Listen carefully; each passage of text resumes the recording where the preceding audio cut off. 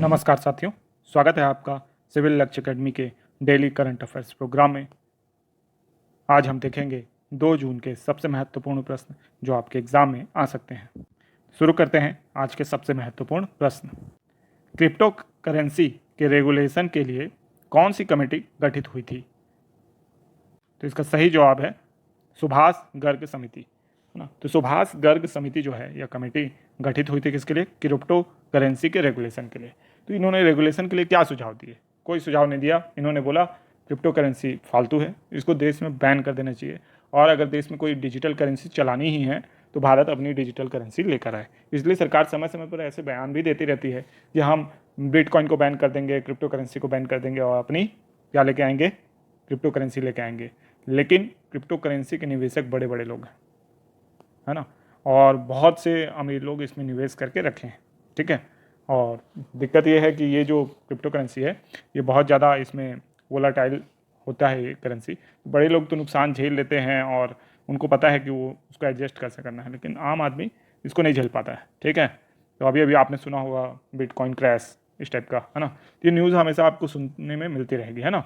बहुत सारी बिटकॉइन है, डोजे कॉइन है, कुछ के ऊपर हमने वीडियो भी बनाए हैं, आप देख सकते हैं, शॉर्ट वीडियोज़ में आपको मिल जाएगा। तो इस टाइप की बहुत सारी क्रिप्टो करेंसी है। इनकी माइनिंग होती है। माइनिंग का मतलब इनको जब ट्रांसफ़र करना होता है किसी सुपर कंप्यूटर में, ये स्टोर रहती हैं, वहाँ से निकालते हैं, तो उसी को क्या कहा जाता है? माइनिंग कहा जाता है, ठीक है। तो सुभाष गर्ग समिति को याद रखिएगा, भारत में क्रिप्टो करेंसी के रेगुलेशन से संबंधित ये समिति थी, ठीक है।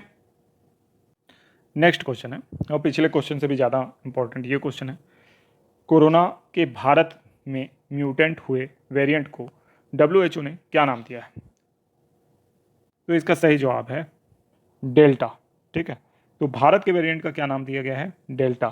उसी तरीके से ब्राज़ील के वेरिएंट का नाम क्या है? गामा है। और बीटा किसके वेरिएंट का नाम है? तो साउथ अफ्रीका के वेरिएंट का नाम है। और यूके के वेरिएंट का नाम है अल्फ़ा, ठीक है।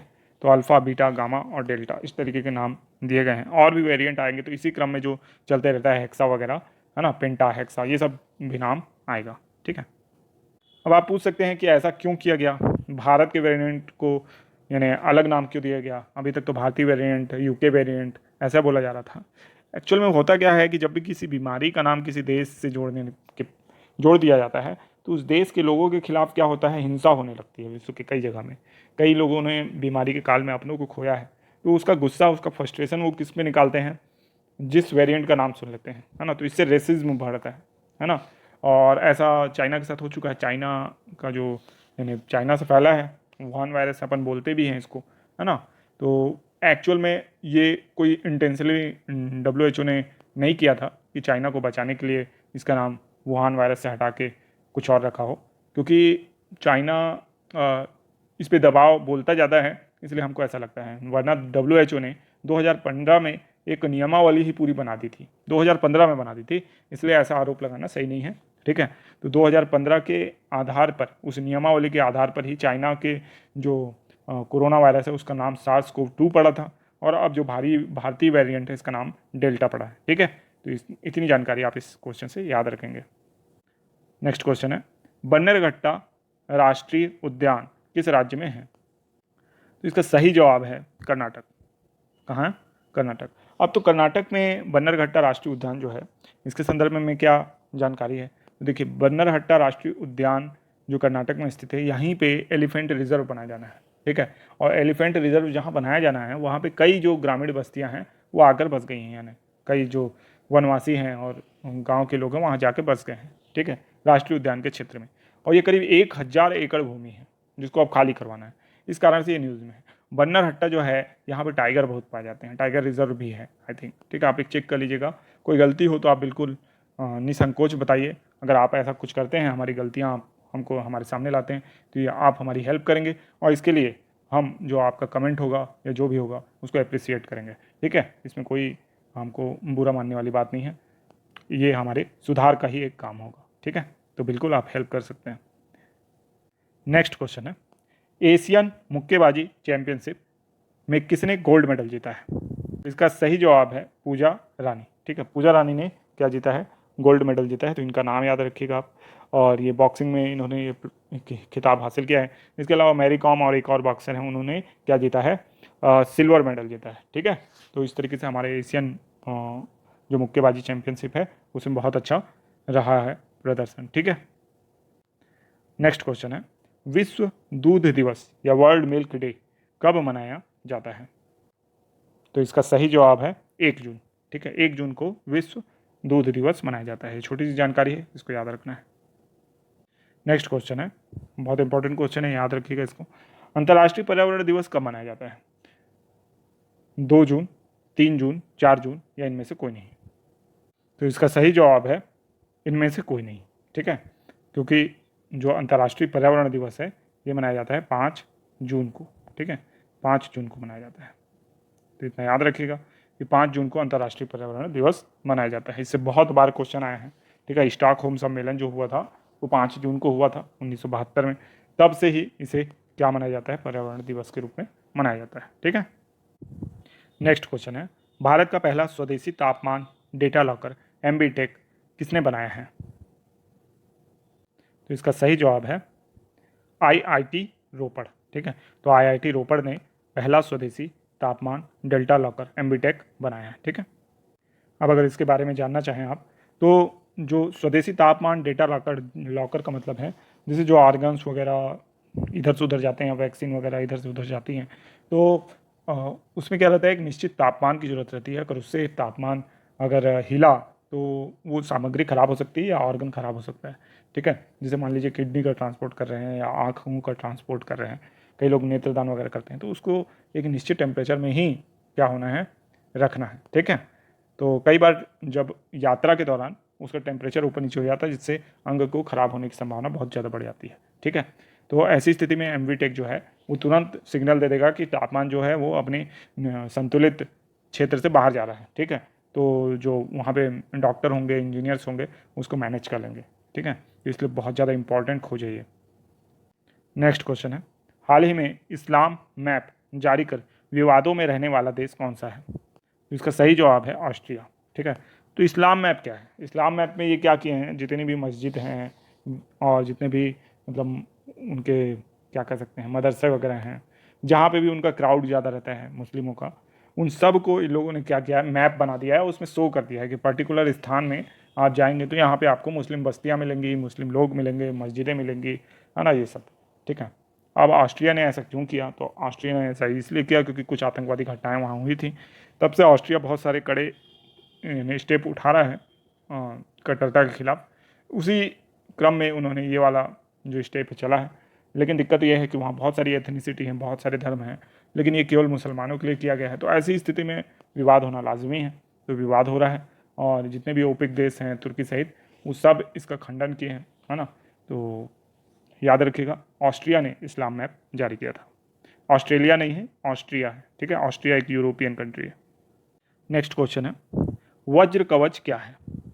इसका सही जवाब है कीटाणु शोधन प्रणाली। ठीक है, तो इसके अंतर्गत क्या होगा, जो भी पीपीई किट है और जो भी ऐसी सामग्री है उनको कीटाणु से मुक्त कराना, या कह सकते हैं अपन जो भी आपका वायरस है उससे मुक्त कराना, उसके लिए वज्र कवच बनाया गया है। ठीक है, इससे फ़ायदा क्या होगा, ये क्या करेगा, ज़्यादातर जो पीपीई किट हैं, मास्क हैं, इनको क्या करेगा, विषाणुओं से मुक्त करेगा जिससे वो रीयूज़ के लायक हो सके। ठीक है, तो याद रखिएगा। अब देखते हैं कुछ सामान्य ज्ञान के प्रश्न। उत्तर भारत का मैनचेस्टर कौन सा स्थान कहलाता है? तो इसका सही जवाब है कानपुर। कानपुर जो है ये सूती वस्त्र उद्योगों का केंद्र है। ठीक है, इसलिए इसे मैनचेस्टर, क्योंकि विश्व का सबसे बड़ा केंद्र है सूती वस्त्र उद्योग का, तो इसलिए उसके नाम से इसके क्या बोला जाता है, उत्तर भारत का मैनचेस्टर कहा जाता है। और अगर इसी में बात किया जाए, मुंबई को भारत में सूती वस्त्रों की राजधानी कहा जाता है, कोयम्बटूर को दक्षिण भारत का मैनचेस्टर और अहमदाबाद को भारत का बोस्टन कहा जाता है। ठीक है, इतनी जानकारी आपको याद रखना है। नेक्स्ट क्वेश्चन है, बाल्को की स्थापना किस देश के सहयोग से हुई थी? सोवियत संघ, हंगरी, दोनों, इनमें से कोई नहीं? तो इसका सही जवाब है दोनों। ठीक है, तो बाल्को की स्थापना, बाल्को कहाँ है, कोरबा में है ना, तो बाल्को की स्थापना सोवियत संघ और हंगरी दोनों के सम्मिलित सहयोग से हुई थी। और वर्तमान में इसके जो 51% स्टेक है वो स्टरलाइट कंपनी खरीद ली है, और जो हमारी बाल्को है वह एक पब्लिक सेक्टर कंपनी है। ठीक है, नेक्स्ट क्वेश्चन है, हिंडाल्को की स्थापना किस देश के सहयोग से हुई थी? तो इसका सही जवाब है यूएसए, है ना। ये रेणुकूट उत्तर प्रदेश में है ना। बालकू कहाँ था? कोरबा और कोयना में। और रेणुकूट उत्तर प्रदेश में क्या है? हिंडाल्को है। फ्रांस के सहयोग से क्या स्थापित हुआ है? नाल्को। नाल्को कहाँ है? ये दामनजोड़ी ओडिशा में है, ठीक है। उसी तरीके से कनाडा के सहयोग से इंडाल्को, ये जेके नगर, मुरी और अलवाय में है, ठीक है। और इटली के सहयोग से माल्को, जो कि चेन्नई, मेट्टूर और सलेम में है, ठीक है। और वेदांता जो है वो जर्मनी के सहयोग से झारसुगड़ा झारखंड में स्थित है, ठीक है, याद रखिए। झारसुगड़ा जो है वो आपका ओडिशा में है ना। झारसुगड़ा मैंने गलती से झारखंड बोल दिया था, उसको आप करेक्ट कर लीजिएगा, ओडिशा में है, ठीक है। तो अब हम देखेंगे 25 मई के रिवीजन प्रश्न। अगर आपने ये वीडियो नहीं देखा है तो एक बार जरूर देख लें इस वीडियो के बाद। यहाँ हम शॉर्ट में उत्तर बताएंगे, इस वीडियो में डिटेल से सारी चीज़ों पर चर्चा हुई है, ठीक है। इसके साथ ही साथ आप टेलीग्राम ग्रुप ज्वाइन कर सकते हैं, जिसका लिंक डिस्क्रिप्शन में है, ठीक है। हमारा टेलीग्राम ग्रुप सिविल लक्ष्य अकेडमी के नाम से है, आप सर्च करेंगे तो मिल जाएगा। फेसबुक भी इसी नाम से, ठीक है। वेबसाइट भी हमारी इसी नाम से है। क्वेश्चन, हाल ही में श्री कुमार बनर्जी का निधन हो गया, वह पूर्व में किस संस्था के अध्यक्ष थे? इसका सही जवाब है परमाणु ऊर्जा आयोग। हाल ही में बंगाल की खाड़ी में कौन सा तूफान आया? तो यास। प्रधानमंत्री स्वास्थ्य सुरक्षा योजना के तहत देश में कितने नए एम्स खोले जाएंगे? तो 22। हाल ही में एसबीआई ने केवाईसी का फास्ट सिस्टम लॉन्च किया। एसबीआई का राष्ट्रीयकरण कब हुआ था? 1955 में। यूक्रेन के किस देश पर प्लेन हाईजैक का आरोप लगा? बेलारूस। छत्तीसगढ़ के अगले कार्यवाहक मुख्य न्यायाधीश कौन होंगे? तो प्रशांत कुमार मिश्रा। कोविड राहत सामग्री के साथ कौन सा नौसेना का जहाज मुंबई बंदरगाह पहुंचा? तो आईएनएस त्रिकंद। कौन सी कोरोना वैक्सीन पुरुषों में ज़्यादा कारगर है? तो उपरोक्त दोनों, फाइजर और मोडर्ना। निम्नलिखित में से सबसे खतरनाक फंगल डिजीज है येलो फंगस। तो आज के दिन का होमवर्क प्रश्न, किस देश ने अपने पासपोर्ट से एक्सेप्ट इजराइल हटा लिया है? पाकिस्तान, बांग्लादेश, मलेशिया या लीबिया? तो उम्मीद है ये वीडियो आपको पसंद आया होगा। इसे लाइक, शेयर, सब्सक्राइब करना बिल्कुल ना भूलें। साथ ही साथ कमेंट बॉक्स में कमेंट भी कीजिए आंसर, और बेल आइकन का बटन हिट कर दीजिए ताकि आपको नेक्स्ट वीडियो की नोटिफिकेशन समय पर मिले। हम मिलेंगे नेक्स्ट वीडियो में कल सुबह छत्तीसगढ़ करंट अफेयर्स के साथ। मिलते हैं कल सुबह, तब तक के लिए आपका दिन शुभ हो। धन्यवाद।